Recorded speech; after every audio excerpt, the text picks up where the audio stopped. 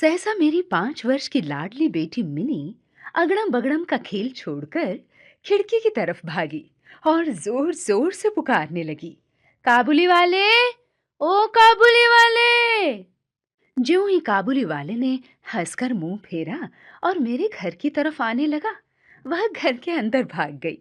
उसके मन में डर बैठा हुआ था कि काबुली वाला बच्चों को पकड़कर अपनी बड़ी सी झोली में डाल लेता है। काबुली वाला आकर मुस्कुराता हुआ मुझे सलाम करके खड़ा हो गया। मिनी की आवाज पर वह आया था, इसलिए मैंने उससे कुछ मेवे खरीदे। उसकी बातों से पता चला कि उसका नाम रहमत था।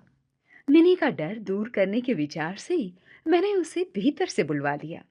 काबुली वाला झोली के अंदर से कुछ सूखे मेवे निकालकर मिनी को देने लगा, पर वह किसी तरह भी उन्हें लेने को राजी नहीं हुई। दुगने डर से मेरे घुटने से सटकर मेरे पैरों से लिपट गई।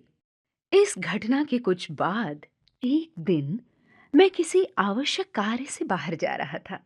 देखा कि दरवाजे के बाहर बेंच पर बैठी हुई मिनी काबुली वाले से हंस हंस कर बातें कर रही थी। काबुली वाला उसके पास बैठकर बड़े ध्यान से उसकी बकबक सुन रहा था। पिता के बाद शायद यह पहला व्यक्ति था जो इतने ध्यान से उसकी बकबक सुन रहा था। मिनी को उसने ढेर सारे मेवे दे रखे थे। मैंने रहमत को अठन्नी देते हुए कहा, आगे से इसे मेवा मत देना। धीरे धीरे काबुली वाला लगभग प्रतिदिन आने लगा। अपनी मीठी मीठी बातों से और पिस्ता बादाम देकर उसने मिनी के नन्हे से दिल का विश्वास पा लिया था। वे आपस में दोस्त बन गए थे। दोनों में कुछ बंधी हुई बातें और हंसी मजाक चलते। रहमत मिनी से कहता, मिनी, तुम क्या ससुराल कभी नहीं जाओगी? मिनी उलट कर पूछती, तुम ससुराल जाओगे क्या? रहमत घूंसा दिखाकर कहता, मैं तो ससुर को खूब मारूंगा।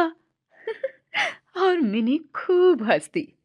प्रतिवर्ष माघ के महीने में रहमत अपने देश चला जाता।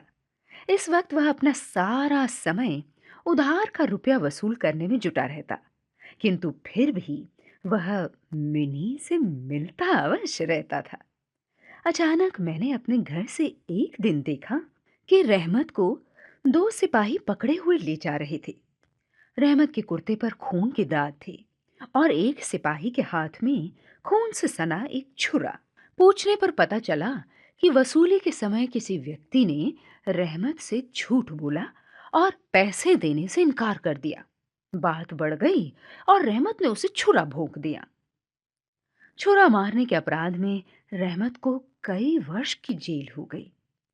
धीरे धीरे हम काबुली वाले को भूल गए। कितने ही वर्ष बीत गए। उस दिन मिनी का विवाह था। घर में खूब चहल पहल थी कि अचानक काबुली वाला मेरे घर आया और मुझे अभिवादन करके एक ओर खड़ा हो गया। उसे पहचानने में मुझे थोड़ा समय लगा। अचानक वह बोला, मैं बच्ची से मिलना चाहता हूँ। मैंने उससे कहा, आज घर में बहुत काम है, किसी से भेंट ना हो पाएगी। मायूस होकर वह बोला, यह अंगूर, बादाम, किशमिश बच्ची के लिए लाया था, उसको दे दीजिएगा। मेरे पैसे देने पर उसने लेने से इनकार कर दिया। फिर बोला, बाबूजी, आपकी लड़की की तरह मेरी भी एक बेटी है। यह कहते हुए उसने अपने कुर्ते की जेब में से एक मैले कागज का टुकड़ा निकालकर सावधानी से उसकी तह खोली। कागज पर रहमत की बेटी के नन्हे हाथों की छाप थी। अपनी बेटी की इसी याद को सीने से लगाए रहमत कलकत्ता की गलियों में सौदा बेचा करता था। यह देखकर मेरा दिल भर आया। मैंने उसी समय मिनी को भीतर से बुलाया। शादी की लाल साड़ी पहने, माथे पर चंदन लगाए, बहु वेश में मिनी लज्जा से मेरे पास आकर खड़ी हो गई। रहमत उसे देख सकपका गया। मुन्नी, ससुराल जा रही है क्या? मिनी अब ससुराल का अर्थ समझती थी, इसलिए शर्मा गई। वह अंदर चली गई।